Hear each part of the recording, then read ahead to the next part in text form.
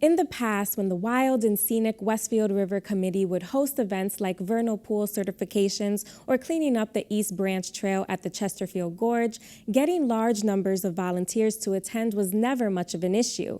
Things are different now, but there are still plenty of environmental projects that can be done even with smaller groups, as Connecting Point's Brian Sullivan shows us. On a Thursday morning in mid-August, the crew from the Wild and Scenic Westfield River Committee set out onto wetlands in the east-central edge of the Berkshires in the town of Beckett. The mission? Clearing out invasive plant species. Now, referring to 3 people as a crew may be a bit of a stretch, considering this is the type of event that may have drawn anywhere from 15 to 25 volunteers in the past. But ever the optimist, the group's volunteer and project coordinator, Meredith Babcock, was somehow able to find the silver lining in the new restrictions that led to this reduced team.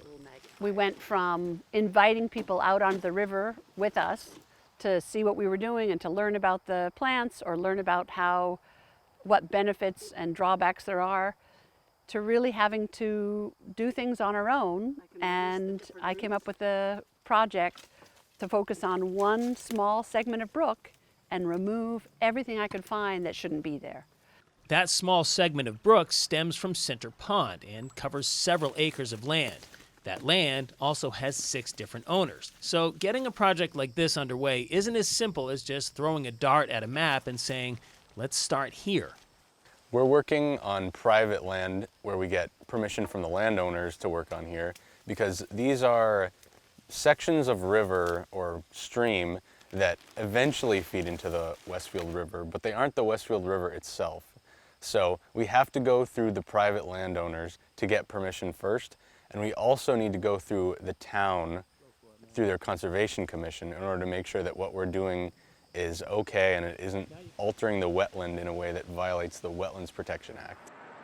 Drivers passing by a sign like this one likely won't get the full scope and spectrum of what's actually taking place behind this wall of woods.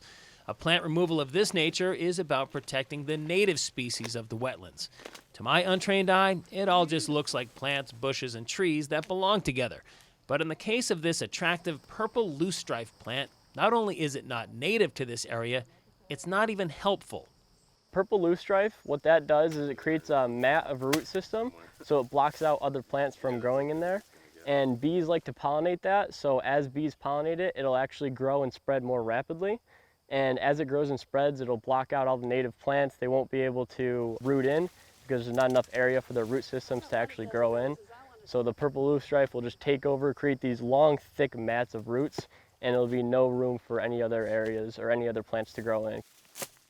While there's still plenty of physical work to be done, a day like this when we stop by is kind of the fun day in the process. The scouting and identifying of the invasive species have already been done, which clears the way for the crew to get to the task of removing the foreign plant life. Kind of a typical day in the life of invasive plant removal.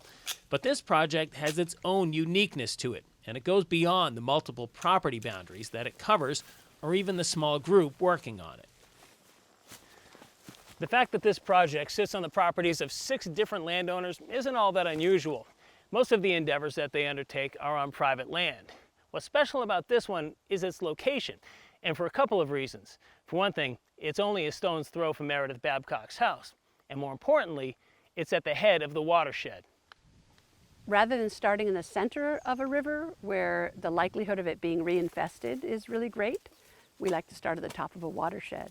Often you'll see areas that are infested or invasives are being introduced where human beings cross. And we unwittingly, from our mowers or our cars or our shoes, deposit seeds and other material that then can really make a difference in a wetlands.